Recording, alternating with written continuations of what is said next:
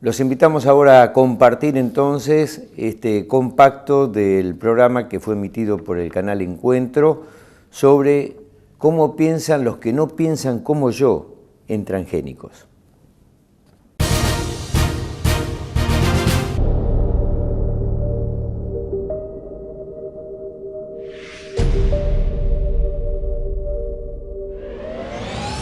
Bienvenidos, gracias por estar acá y los invito a que se presenten. Licenciada en Nutrición y coordinadora de la Cátedra Libre de Soberanía Alimentaria de la Facultad de Medicina y Nutrición de la UBA. Ingeniero agrónomo, asesor de establecimientos que utilizan un enfoque agroecológico y vicepresidente del Centro de Graduados de la Facultad de Agronomía de la Universidad Nacional de La Plata. Soy doctora en Ciencias Biológicas de la Universidad de Buenos Aires y soy directora ejecutiva de Argenbio. Trabajo en la empresa Monsanto hace aproximadamente 20 años y actualmente lidero las operaciones de producción de semillas en Argentina. El tema son los transgénicos. Parecería ser que los transgénicos dan lugar a una controversia. Por un lado, podemos pensar que es un riesgo para la salud, que puede dañar el ecosistema, pero también se puede pensar que gracias a los transgénicos tal vez se erradique el hambre de la humanidad. Ahora, Miriam, ¿puede provocar un daño a la salud? Cuando yo me inicié en el estudio de este tema fue en la Cumbre Mundial de la Alimentación en el 96. Entonces aparece por primera vez esta problemática, digamos así, y se conocía ya entonces algunos de los posibles o probables problemas de salud. Comprobados era la intolerancia a los antibióticos y algunas reacciones adversas. Por eso se hablaba entonces de un principio de precaución, porque mientras no sepamos qué es lo que este nuevo elemento puede producir, tenemos que evitar hasta que no estén todas las comprobaciones científicas necesarias para poder evitarlo y que no perjudique la salud. Pero ya está demostrado el daño que produce ya en territorio desde la producción hasta que nuestro plato está servido en la mesa. Es cierto lo del principio precautorio, pero hoy, a 20 años, lo que podemos decir es que lo que hoy hay en el campo fue exhaustivamente analizado por los marcos regulatorios y por eso están ahí. Por otro lado, existe la evidencia científica, que son a esta altura ya como miles de estudios y de consensos internacionales sobre el tema. Y en 20 años también está el uso seguro de derivados, digamos, del consumo, que uno puede decir realmente cuál es el problema de aquellas cuestiones que parecían potenciales, como potenciales alergias o intolerancias, que realmente no han ocurrido. El paquete, digamos, del transgénico viene acompañado con el paquete tecnológico. Una cosa si la otra no funciona. Y pese a lo que dijo la colega aquí, la OMS ha recomendado el año pasado y ha señalado a 5 de estos agrotóxicos, los llamamos nosotros así, como probables cancerígenos. Entonces, es la OMS la que se está pronunciando en este sentido. Pero al mismo tiempo me preocupan algunas de estas cuestiones. Cuando decimos ahora en las últimas investigaciones, hay glifosato en el río Paraná. Y entonces decimos, pero hay un poquito. Es como si tuvieras una diabetes, pero es poquita. ¿Qué es eso del glifosato que se menciona tanto? Lo que pasa es que el transgénico llevó a una facilidad en el campo, ¿no? El hecho de que tenga una planta que no compite muy bien con las malezas, en ese momento era todo un problema, ver cómo hago para que llegue limpia la cosecha, y aparece este herbicida que antes casi no se usaba. Al tener la transgenie se empezó a utilizar y permite aplicarlo todas las veces que uno quiera sin traerle un perjuicio a ese cultivo.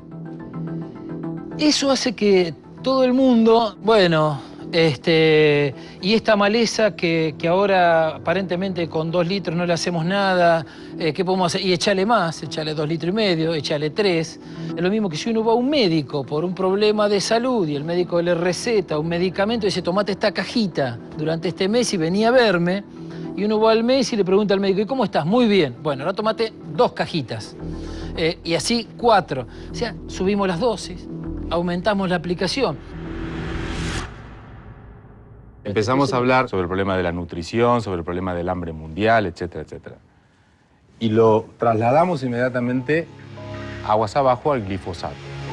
Si eliminamos el glifosato, no resolvemos ninguno de los otros problemas. Ese es el evento. Si se prohíbe el glifosato, no se resuelve ninguno de los otros problemas. No se resuelve el problema de la nutrición. Político. Perdóneme, Lizárraga, una de las discusiones centrales que nosotros hacemos, que los problemas no dependen no de nosotros, los profesionales, sino de decisiones políticas.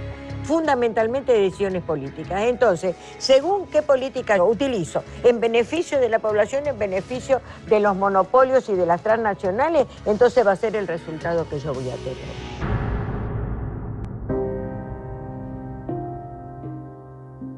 Yo subí al colectivo y subían muchos chiquitos con barbijo, muchísimo. Tenían toda la boquita cubierta y muchas mamás por la cuadra pasaban con pañuelo en la cabeza, y era porque estaban con quimioterapia. Tenía en la cuadra Susana, que había perdido su hijo, estaba Marcela, que había perdido su hija. Mi hija había fallecido por malformación de riñón, y a todos nos habían entregado los cajoncitos blancos.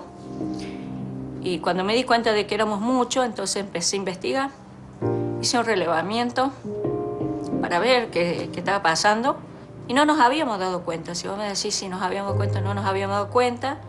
Y nos habíamos acostumbrado a vernos enfermos.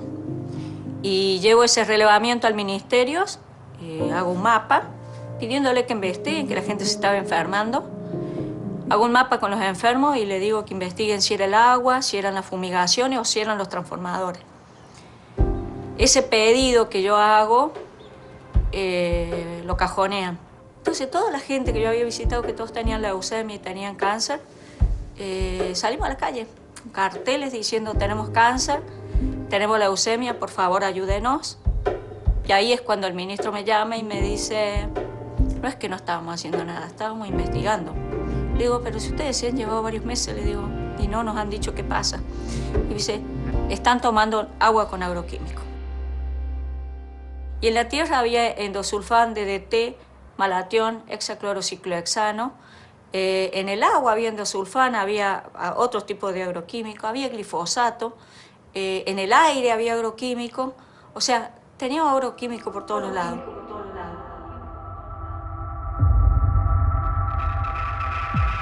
Estamos en contra de este paquete tecnológico a cielo abierto que fumiga, que contamina el aire, el suelo, y que hace que en la Argentina, estoy diciendo, como en otras partes del mundo, pero acá está comprobado por la Universidad de Rosario, por la Universidad de La Plata, por la Universidad de Córdoba, del aumento exponencial en las zonas de los pueblos fumigados de un montón de enfermedades, que el cáncer, las enfermedades neurológicas, el problema en los niños. Es la primera vez que pasa que nuestros alimentos tienen tóxicos.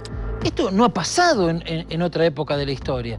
Y esto es, nosotros decimos, ¿por qué en campos que no usamos agroquímicos mandamos a hacer residuos y tienen agroquímicos? La Universidad de La Plata está diciendo que ya en las nubes hay glifosato. Tenemos más de 300 millones. No, pero esto está medido en el aire. Nosotros estamos monitoreando el agua, el aire y el suelo con el Departamento de Ingeniería de la Universidad Nacional de La Plata. Y estamos encontrando, no cuando están pasando, sino en cualquier momento del año, estamos encontrando residuos de glifosato. Nosotros estamos viendo la disminución, y eso te lo va a decir cualquiera de siembra directa, la disminución en todos los microorganismos del suelo. No hay ningún paper científico que relacione... El campo te lo está diciendo. No, pero, el campo pero te es lo una está hipótesis. Diciendo. Decir No que hay el glifosato en sí disminuye poblaciones. Te digo porque conozco no microbiólogos de suelo que trabajan en suelo. Conozco la realidad de los campos. Está bien, pero vos estás dándole una variable que es presencia de glifosato, ¿sí? Cuando vos tenés un cambio de sistema con siembra directa y estás haciendo un análisis, no sé de qué tipo de análisis hablas, respecto de la microbiología del suelo. Actualmente no existe ningún paper que diga el glifosato cambia la composición y qué tipo de cambios introduce, porque la hipótesis es No cambia. El glifosato solo no cambia. Sobran los no papers de Andrés Carrasco que han recorrido no el es el mundo glifosato. dando los efectos No es el del glifosato. por favor. Apuntemos es al todo, modelo. Pero bueno, es todo el modelo. Bueno, entonces no hablemos del No, glifosato. Está dentro del modelo. Claro, es el- ahora. No me Están digas que el aplicando más de glifosato tres te está productos. Hay matando. muchas investigaciones nuevas que están apareciendo porque hace 20 años que estamos utilizando este modelo. Y entonces, porque a veces las investigaciones son cortoplacistas y tenemos que ver qué pasa en la generación que viene, en la otra y en la otra. Y hay una frase que es conmovedora y que es dramática y que es decir de que nuestras generaciones, mis hijos y mis nietos, van a vivir mucho menos que yo, precisamente por este tipo de modelo de producción al que estamos asistiendo. Y hablo del modelo productivo en general. Tengo entendido, Dardo, que el 90% de los cultivos transgénicos, básicamente de soja, de maíz y de algodón, son producidos por Monsanto. Monsanto de alguna manera es demonizado como el dueño de, y la verdad que no lo es. Monsanto sí hoy produce glifosato en el mundo y en Argentina. En Argentina tiene menos del 40% del mercado, el otro 60% es de otros productores nacionales o importación desde China. En el caso de la transgénesis o en el caso de la soja transgénica, sí, Monsanto fue el descubridor de la que se conoció como soja RR1 y después ahora un nuevo evento, RR2, con resistencia también a ataque de insectos, que tiene hoy en día menos de 15% de uso en el mercado. La soja RR1 sí se expandió muchísimo más, pero digamos, Monsanto no es el único propietario de transgénesis en el mundo y tampoco no es una tecnología que sea impuesta o que sea obligatoria. O sea, el productor tiene la opción de acceder o no acceder.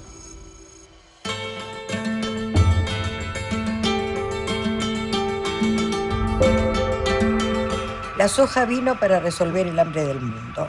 Esta es una falacia, porque en realidad, desde que aparece, esa fue la consigna, digamos, o la bandera estrella. Estoy totalmente de acuerdo. En el 2002... Estamos de acuerdo con que es una Estamos de falacia. acuerdo. Claro, en el 2002 yo estuve en la cumbre mundial en Roma, a 5 años de la otra cumbre, y en ese momento nosotros estábamos en plena crisis. Y entonces me acuerdo haber leído un folletito de aquella que decía cosecha récord y hambre récord. De 20 años a esta parte no hemos resuelto el hambre del mundo por otras razones económicas, políticas, comerciales, de las que querramos llamarle, pero al mismo tiempo se nos agregó otro componente. En este momento la mitad de la población del mundo está malnutrida. Y eso quiere decir que tanto tenemos desnutridos como tenemos obesos y pacientes con sobrepeso. Y en una y en otra instancia, esto tiene mucho que ver, es el tipo de la alimentación que estamos recibiendo y cómo esto que aparece como un problema del campo o de la producción, cómo esto sí se traslada a nuestro modelo de alimentario que se ha modificado en los últimos tiempos. Vos fíjate que estos eventos transgénicos no han sido para mejorar el alimento, sino que han sido para permitir, en el caso del RR, el uso indiscriminado de glifosato, que se puede usar en cualquier momento sin que le perjudique al cultivo, que es el problema de la cuestión de buscar ese máximo rendimiento. Y entonces tenemos una soja cargada de glifosato que si pasa todo lo que dice Miriam, te lo estás comiendo. A su vez, ahora anda al supermercado y casi todos los productos tienen lecitina de soja. Entonces, te lo estás comiendo y no te lo etiquetan, no te dicen nada. Por otro lado, el maíz tiene un evento para controlar insectos. Eso es una toxina.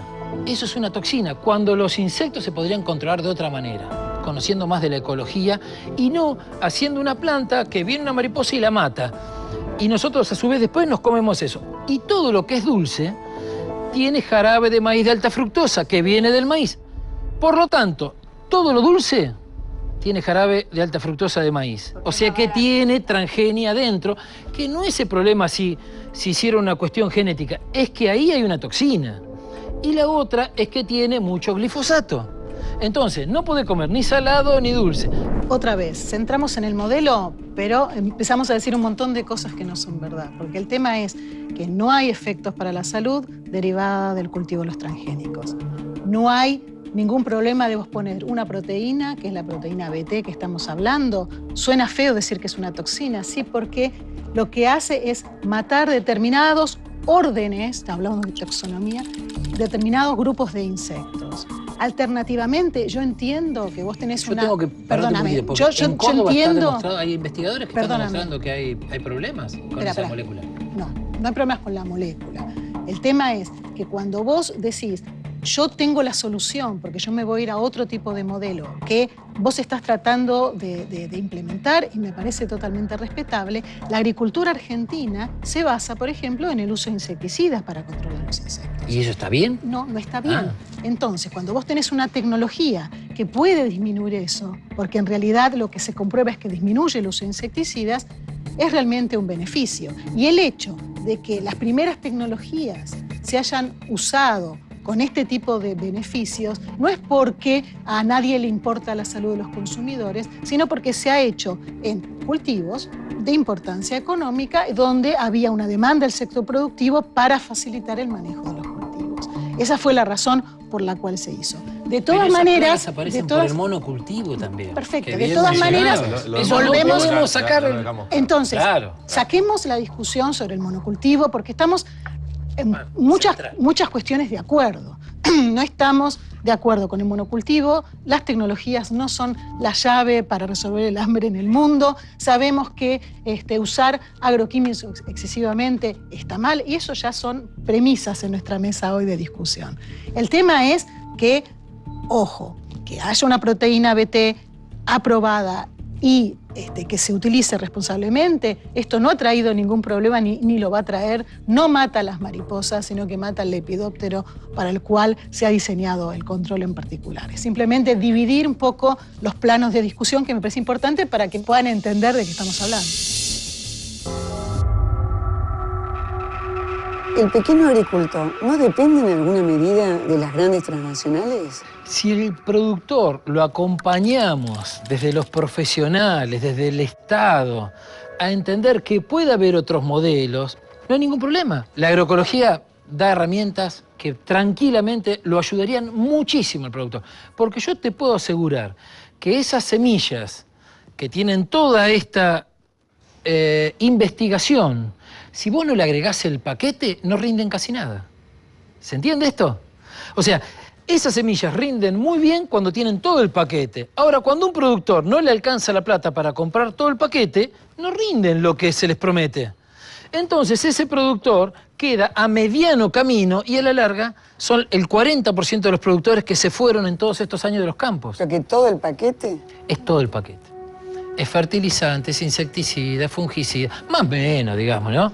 Pero entramos en un círculo vicioso. Esto es lo mismo hablar de una agricultura insumo dependiente, droga dependiente, digo yo muchas veces, a una agricultura buscando salud.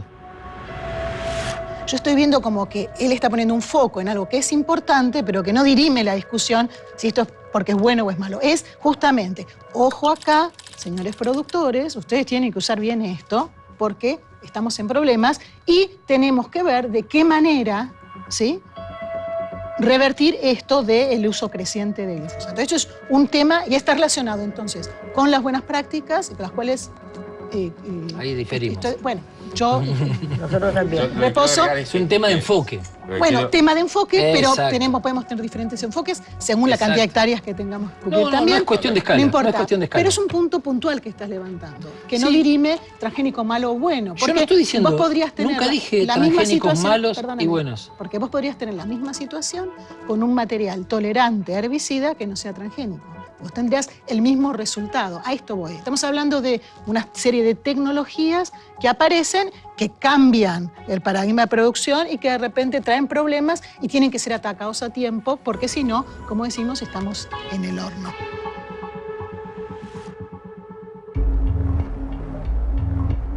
¿Cómo se hace una vaca transgénica? Primero, sacarle ese prejuicio. Transgénica significa que tiene un gen adicional, nada más que no es de su especie. Que es exactamente lo que queríamos nosotros. Queríamos agregarle una información genética a una vaquita para que tuviera la capacidad de fabricar una proteína humana. Hay que buscar maneras de fabricar proteína de una manera más barata y eficiente. Argentina tiene una ventaja excepcional climática y su know-how de campo. Nosotros conocemos de vacas. Y evidentemente, si uno es capaz de modificar una bacteria para que haga una proteína de interés, también podría ser capaz de modificar una vaca. Y agregar una información genética que va a estar en todas sus células, pero especialmente sensible en un tejido, el tejido mamario. Voy a tener un gran organismo productor, como es una vaca, con la potencia que eso tiene, y un líquido fantástico que se llama leche, donde voy a tener ese animal vivo constantemente y en su leche me va a colocar la proteína humana. Esta vaquita, después de dar a luz o por estimulación hormonal, va a empezar a preparar leche como cualquier mamífero para atender a su cría, y esa leche es la que nosotros ordeñamos para ir al laboratorio, en el laboratorio de ahí purificar el principio activo y con esta materia prima preparar los medicamentos. La llegada de la biotecnología o de los transgénicos facilitó muchísimo el manejo del campo, el manejo de los cultivos. Lo facilitó enormemente, enormemente. Y el campo argentino es un sistema de 60.000 productores.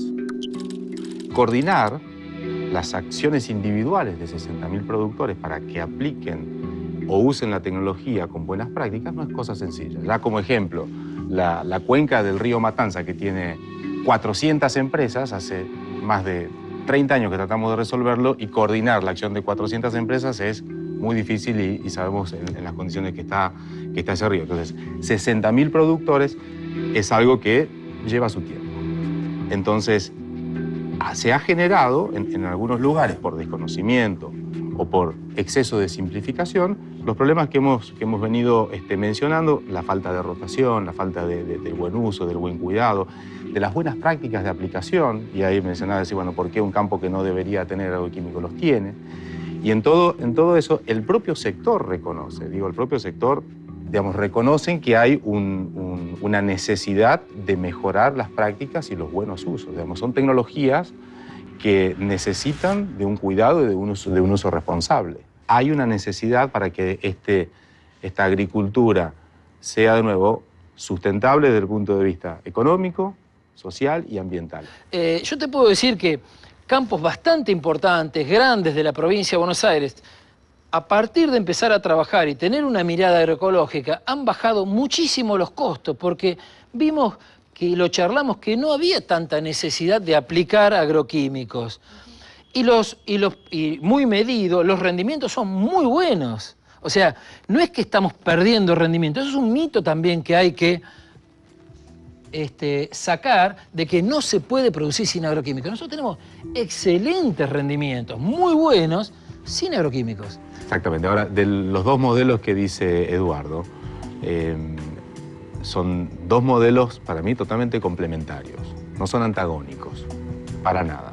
Son modelos que pueden, y cada productor, cada agricultor puede ir hacia un lado o hacia el otro. Creo que la tecnología también le trae soluciones a aquellos que hacen agricultura de subsistencia. ¿Qué entendemos por agricultura de subsistencia? Aquel que produce para el consumo propio. Consume para darle de comer a su ganado, a sus aves, ¿no? Para tener su propia leche, su pequeña huerta. Y en esos casos, el hecho de tener un maíz transgénico o una tecnología que sea solamente permitir plantas que se pueda aumentar la densidad, ¿no? de siembra, en vez de trabajar con 20.000 plantas por hectárea, que se puedan sembrar 30.000 plantas por hectárea o que se puedan sembrar 60.000 plantas por hectárea, hace que pueda mejorar su propia productividad. Acá hay un fenómeno grave que existe y en el cual estamos muy amenazados con el tema de los transgénicos porque nos están degenerando las semillas. Yo me dedico a cuidar maíz, me dedico a cuidar semillas de arroz. ¿No? Yo tengo como 15 variedades de arroz que las estoy cuidando porque están desapareciendo variedades de arroz que son extraordinarias desde el punto de vista de la calidad nutritiva, desde el punto de vista del sabor, y resulta que me tengo que comer porque me imponen que coma un arroz porque produce más de 8.000 kilos por hectárea y no un arroz que a lo mejor produzca 6.000 o 4.000, pero que en realidad tiene condiciones nutritivas muy superiores. La única manera de prevalecer las semillas es en manos campesinas, porque tiene que estar en manos de quien ame a la naturaleza, que ame la semilla, que quiera la semilla y que la necesita también para hacer el gran servicio como campesino de la producción de alimentos para todos ustedes que viven en las ciudades. Esto es muy grave y no hay leyes protectoras. Justamente hay leyes inversas que hacen que a mí como productor ecológico tenga que hacer un análisis si esa semilla que yo produje está libre de transgénicos. ¿Y cuál es el intento de patentar una semilla, cuando en realidad todas vienen de la madre naturaleza y del trabajo del hombre y de miles y miles de años? El intento de patentar la semilla no es más para seguir sacándole los recursos al productor agropecuario, a los campesinos, a los indígenas. No van a poder comer en el futuro si dejamos que salgan estas leyes de privatizaciones de las semillas y de modificación genética de las semillas que hacen que el alimento que vamos a llevar a nuestra boca sea degenerado, como se degeneran las semillas y la productividad con los transgénicos. Volviendo al tema de la naturaleza, ¿no? Es interesante porque cuando pensamos en el patentamiento de los transgénicos, y desde el punto de vista filosófico, en realidad bueno, lo que está en juego es la teoría de la propiedad enunciada por John Locke en el siglo XVII. O sea, según John Locke, Dios nos dio a todos la naturaleza por igual y todos podemos compartir la naturaleza, salvo que un individuo vaya y arranque, por ejemplo, una manzana del árbol. ¿Por qué? Porque ese individuo está sumándole al valor de la manzana como entidad natural el valor de su propio trabajo. O sea, la pregunta sería, ¿es ético patentar la naturaleza? Específicamente, ¿es ético patentar las semillas? No hay patentes sobre la naturaleza, no hay patentes sobre los alimentos. No hay. Pero sí sobre la semilla. La patente que sobre el evento genético en la semilla. Sobre el evento genético en la semilla. ¿A qué llamas evento genético? Este valor agregado que mencionaste de ir a retirar la manzana es el valor agregado de la transgénesis. Entonces, existe la especie de soja, existe la especie de bacteria, que cuando hago el efecto de la transgénesis y le incorporo la característica, ese trabajo, ese valor agregado que requiere años de investigación, de desarrollo tecnológico, etcétera, etcétera, para poder hacerlo, se entiende que amerita el patentamiento para proteger por un periodo determinado, dependiendo de la legislación de cada país, por un periodo determinado, el uso exclusivo a través de marcas propias o licenciamiento a terceros para que también puedan acceder a esa patente para poder recuperar la inversión que se hizo. Argentina tiene un sistema de comercialización de semillas que está, o debería estar regulado por el INASE, que es el Instituto Nacional de Semillas, que independientemente si es transgénica o no es transgénica, independientemente del origen, tiene que tener una serie de pasos y de procesos para hacer lo que se llama una semilla certificada. Hoy en el caso de soja, el mercado de semillas certificadas es inferior al 20%. El restante es semilla guardada y gran parte es semilla de tráfico ilegal. El campo A que le prestó al vecino, que lo comercializa, y ahí sí se pierde trazabilidad. ¿Por qué es ilegal? Si eso es ancestral. De acuerdo a las regulaciones argentinas, es ilegal. Tenemos que pensar, porque durante 10.000 años circularon las semillas y fueron mejoradas a lo largo de toda la historia de la humanidad desde que el hombre, digamos, se puso de pie. Entonces, ¿por qué? Hay las que están reguladas y que no están reguladas. Son preguntas que nos hacemos. La respuesta es porque hoy la semilla no es la que sale de la naturaleza, es la que genera una industria después de muchos mecanismos y mucha inventiva y aplicación de tecnología. Es la misma comparación que uno hace en la medicina. ¿Por qué tenemos que comprarle los antibióticos y los remedios a la industria farmacéutica si existe una medicina ancestral? Sería bárbaro si en medicina también se enseñara todo esto que es ancestral, en veterinaria también y en agricultura también, en agronomía, porque hay una agricultura orgánica, natural, permacultura, biodinámica. Los mejores productos de vinos, de chocolates, de café son biodinámicos. Y cuando se va a un concurso, uno de los productos más caros por unidad debe ser el vino. Hay botellas de $5.000. ¿Y sabés por qué? No por la etiqueta, porque lo saborean. Lo que pasa es que en una cultura donde parece ser que la naturaleza ha sido dejada de lado y que todo es construcción social, yo pienso, bueno, voy al supermercado, ¿no? Hagamos una transpolación de discursos. Y tengo que comprar manzanas. Y veo manzanas redonditas, divinas, rojas, brillantes, que además vienen envueltas, divinas, y voy y compro esa, pensando que es la manzana más sana. Esa manzana estás privilegiando un sentido, que es la vista. Ahora, muchas veces esa manzana no tiene ni sabor, ni olor, te estás perdiendo otros sentidos. Bueno, pero eso también es ancestral, porque los griegos, nosotros venimos de una cultura greco-romana, donde se privilegió el sentido de la vista.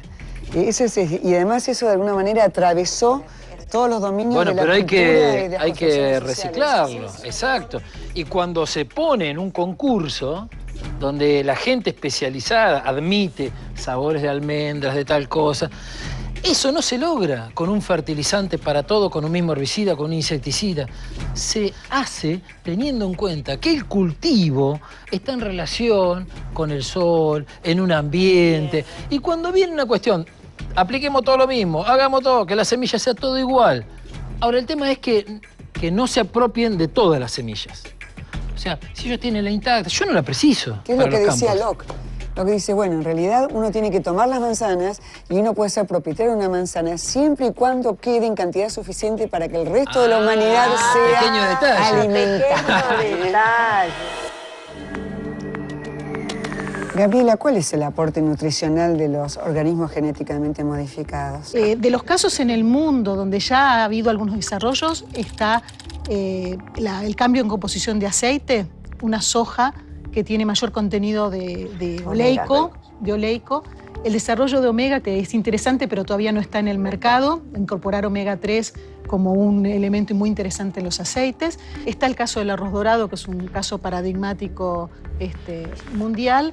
¿Qué pasa con el arroz dorado? Porque yo escucho así, me parece divino. No sé de qué se trata, pero me encanta. Bueno, está reforzado con vitamina A y está el propósito, el objetivo inicial fue de que fuera aplicado en algunos países, en especial en la zona del África, del Asia, donde por déficit de vitamina A tenemos muchos niños con ceguera.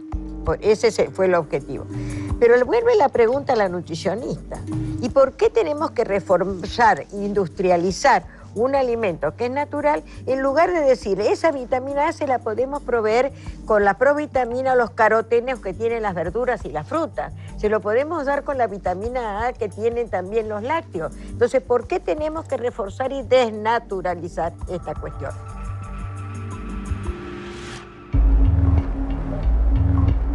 En general, los laboratorios de meteorología en primera instancia están trabajando con bacterias y células, microorganismos pequeños, fáciles de manejar en el laboratorio. De alguna manera uno es capaz hoy de introducirle un gen adicional, un gen humano.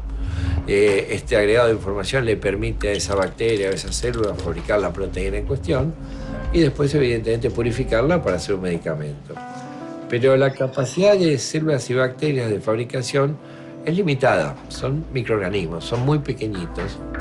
Y entonces muchas veces para aumentar la masa de producto a obtener, bueno, se necesitan cada vez plantas más importantes, con fermentadores mucho más grandes, para poder tener muchos pequeños bioreactores como son las bacterias.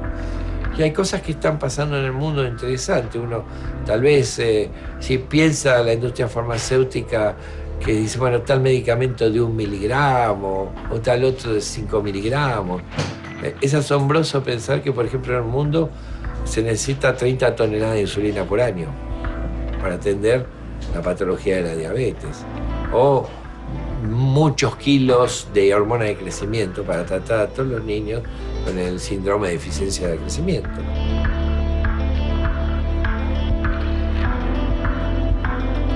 ¿Qué pasaría si yo a una leche le agregara un poquito de un anticuerpo contra algún patógeno? Bueno, podría fabricar un anticuerpo y agregarlo en la leche Y entonces en una pequeñísima cantidad, entonces la gente todos los días a ir tomando leche para alimentarse, de alguna manera va protegiendo su sistema digestivo de la entrada del virus. Que la idea es trabajar con varios patógenos. ¿Qué pasaría si hiciera una leche con anticuerpos con el agente causal de la gastritis? ¿Qué pasaría si hiciéramos una leche contra esta coli tan famosa ahora asociada al cáncer de colon?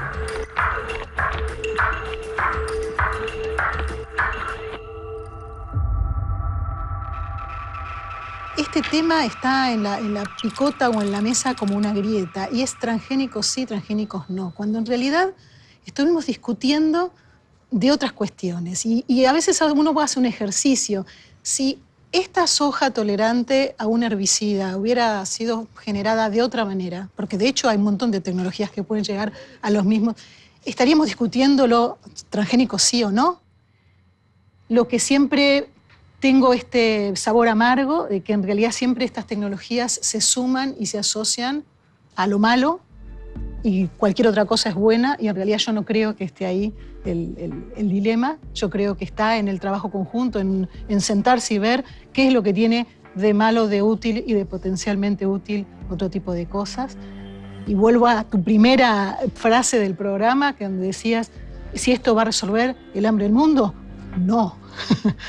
Definitivamente no. Ni esto, ni esto, ni esto, ni nada de lo que estamos haciendo, sino es de la mano de las acciones del Estado, de las políticas, no solamente agropecuarias, como países, y de distribución y equidad, en lo que creo que estamos totalmente de acuerdo. Me parece que hay que evitar el monopensamiento, ¿no? El monocultivo de las ideas. Y ojalá seamos muchos los agrónomos que acompañemos, y el Estado también, que invierta, que eduque, para liberarse de los remedios, para liberarse de los insumos, buscando salud. ¿Salud en dónde? En el suelo, en los productores, en las plantas, en los animales, en los alimentos, por lo tanto, en la ciudadanía. Que es una tecnología que tiene beneficios, es una tecnología que ayuda a producir más, es una tecnología que simplifica la producción a campo, y es una tecnología que necesita ser usada con responsabilidad. La tecnología de la transgénesis en sí y todo el paquete tecnológico para la producción a campo. Y pensando en un contenido social, en un contenido de desarrollo económico, poder pasar a un modelo que sea más inclusivo, poder pasar a un modelo que genere más empleo, poder pasar a un modelo que con el uso de tecnología traiga un beneficio social y ambiental también. Y el desarrollo de la humanidad también nos irá diciendo en los próximos 10 o 20 años cómo vamos a tener que ir acomodándonos para poder satisfacer nuestra demanda como humanidad. El problema, el dilema es transgénesis sí o transgénesis no, o el dilema es producir sí más o menos. Nosotros necesitamos producir más alimentos cuando estamos produciendo en este momento 12.000 para 12.000 millones de habitantes y somos solamente 7.000. El dilema fundamental es quién. Y quién invierte especulativamente en este commodity que absorbemos y comemos todo. El hambre del mundo no va a depender de si transgénesis sí o transgénesis no. El hambre del mundo depende del precio justo, del salario digno y del pleno empleo, que tiene absoluta vigencia en este momento en la humanidad. Sí, quizás lo que se planteó en un principio en términos de una controversia aparentemente irreconciliable entre transgénicos sí y transgénicos no, tal vez podamos enfocar esa cuestión desde otro punto de vista. Desde la aparición del planeta Tierra, los cambios se fueron dando a lo largo de los miles de años. En cambio, desde que apareció el hombre y fundamentalmente desde que apareció la tecnología y la biotecnología, esos cambios cada vez se dan más vertiginosamente.